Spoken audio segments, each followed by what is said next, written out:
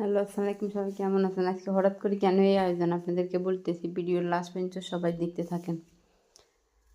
কালকে আমরা মানে বিকেলবেলা মানে 4টা বাজে তরকারি রাঁধে রেডি হয়েছি। হঠাৎ করে কালকে আমরা ইফতারি বানাইছি না, মাও বানাইছেন। আমরা তো ইফতারি মাগবার থেকে মা ফাড়ায়, আমরা কোনো ইফতারি কই বানাই টানাই না।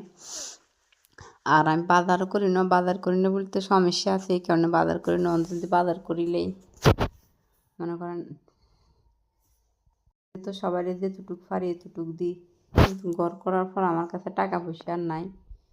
তাই ঈদের আগের থেকে কিছু টাকা জমাইছি সবারই কিছু কিছু টুকটাক দেওয়ার জন্য। ছোটো বোন হিগে আমার ভিতরে হিগেরে দিতে হবো, বাবা মারা দিতে হবো, বাইরে 2টা সেডিনে দিতে হবো, বোন একটা সেডিনে দিতে হবো। এই কারণে আমি বাজার করিনি। সব কিছু তো আপনাদের সাথে আমি শেয়ার করি, আপনাদের সাথে শেয়ার করতে আমার কোনো লজ্জা নেই।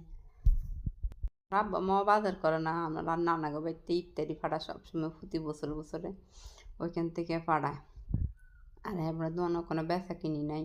আর আমরা যে অবস্থা আমরা দিন বাদে বাদে বাইতে গাছ বেশি ডান বেশি হিড়ে বেশি টিয়ে আনি চালায়। তো হঠাৎ করে ছোটো বোন অসুখ আসছে 2-3 দিন অসুখ। হঠাৎ করে হুজুররা আসবে তো কী তা করবো।